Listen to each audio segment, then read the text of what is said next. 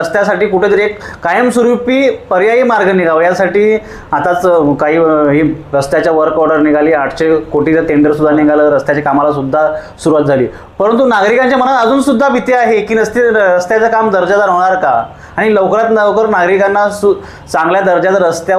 रस्त्यावर लोकांना प्रवास करायला मिळेल का, या सुद्धा मोठी शंका निर्माण होत आहे. अगदीच, कारण आपण काही दिवसांपूर्वी जेव्हा त्यांचे जे ठेकेदार आहेत ईगल इन्फ्रास्ट्रक्चर कंपनीचे, ज्या वेळेमध्ये त्यांच्याशी जेव्हा चर्चा केली, काही मुद्दे त्यांच्या समोर मांडले गेले, त्यावेळेमध्ये त्यांची उत्तरं तशीच होती की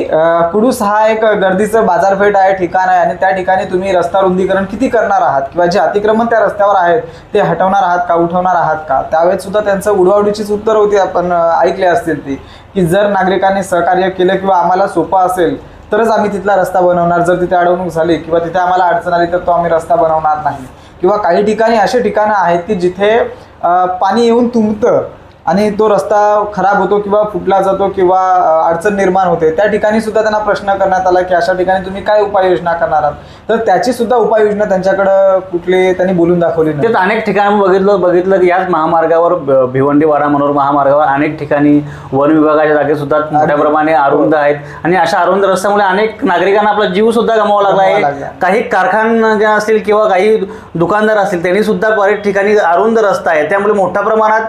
आतापर्यंत या रस्त्यावर अनेक अपघात झाले आहेत. आणि अपघाताला जबाबदार कोण असेल तरी PWD विभाग, कारण त्यांनी आतापर्यंत अतिक्रमण का हटवली नाही, वन विभागाची परमिशन घेऊन आतापर्यंत त्यांनी का रस्ता रुंदीकरणासाठी मोठी जागा उपलब्ध करून दिली, हा मोठा संशोधनाचा प्रश्न उपस्थित झालेला आहे. त्याचबरोबर आता जी ईगल इन्फ्रास्ट्रक्चर कंपनी आहे, ही कंपनी सुद्धा या परमिशन घेऊन रस्ता पूर्णपणे रुंदीकरण करणार का आहे त्याच मार्गाने परत करणार, हा सुद्धा नागरिकांच्या मनात प्रश्न उपस्थित होतो. नक्कीच, कारण काम चालू केलेलं आहे, परंतु ह्या कामाची निविदा काय आहे, काम कशा प्रकारे होणार आहे, ह्याची कुठल्याच प्रकारची त्यांनी माहिती अजूनपर्यंत दाखवलेली नाही किंवा कोणाच्या निदर्शनास आणून दिलेली नाही किंवा त्यांचे फलक त्या प्रकारचे लावलेले नाही. रस्ता खोदलेला आहे, तिथे ज्याला दिशादर्शक आपण म्हणतोय, दिशा दर्शवणारे जे काही फलक असायला पाहिजेत ते सुद्धा फलक नाही आहेत, आणि कुठल्याही प्रकारची माहिती सर्वसामान्य जनतेला किंवा तिथले रोजचे जे ये जा करणारे वाहक आहेत त्या वाहन चालकांना किंवा वाहकांना सुद्धा माहिती नसते, दिली जात नाही. म्हणून जनतेच्या मनामध्ये हा प्रश्न आहे की हे फक्त खोदकाम करणार आणि त्याची क्वालिटी किंवा ते किती दिवसांपर्यंत बनवणार, आणि मग पुन्हा जे काही 7-8 वर्ष आपण भोगलेलं आहे तेच पुन्हा आपल्या वाटायला येणार का, ही भीती प्रत्येक इथल्या नागरिकाला लागून राहिलेली आहे. हे नक्कीच नागरिकांना असं वाटतं की गेल्या अनेक वर्षापासून ह्या रस्त्यावर प्रवास करताना नागरिकांची मोठी दमछाक होते. आताच मागील कालखंडामध्ये इलेक्शनच्या म्हणजे ह्या पावसाळ्यामध्ये मोठ्या प्रमाणात नागरिकांना त्रास सहन करावा लागला, कारण कुठलाही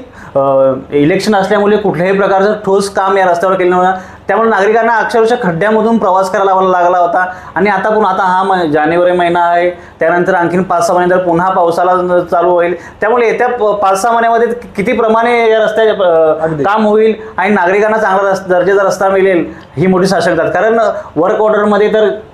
2-2.5 वर्षाचा कालावधी त्यांना रस्त्याच्या कामासाठी दिलेला आहे, त्यामुळे नागरिकांना परत आपला त्रास सहन करावा लागणार आहे काय, ही मोठी आता शंका निर्माण झाली आहे. दुसरा महत्त्वाचा प्रश्न याच्यामध्ये असा येतो की रस्त्याचं काम चालू होण्याच्या आधी रस्त्यावर आमदार स्वतः उतरले होते, स्थानिक खासदार सुद्धा या ठिकाणी उतरले होते. आता काम चालू होऊन मला वाटतं जवळपास 6 महिने झालेले आहेत, परंतु कामाला अजूनपर्यंत कुठेही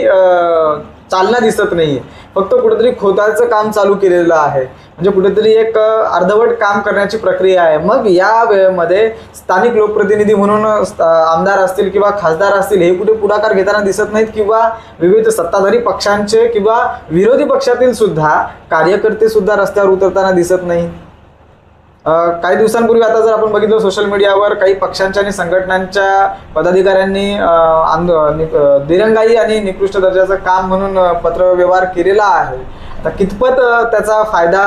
या रस्त्यासाठी होणार आहे ते आपल्याला येणाऱ्या काळातच पाहायला मिळेल. नक्कीच या रस्त्याच्या दुरावस्थेत आता अनेक वर्षापासून येथील नागरिकांनी हाल अपेष्टा सहन केलेला आहेत, आणि प्रत्येकाने आता आवाज या रस्त्याच्या संदर्भात, रस्त्याची क्वालिटी कशी होणार आहे, रस्ता कशा प्रकारे रस्त्याची काम होणार यासाठी प्रत्येकाने आता आवाज उठवायला सुरुवात केली पाहिजे, असं एकंदरीत चित्र आता निर्माण व्हायला तयार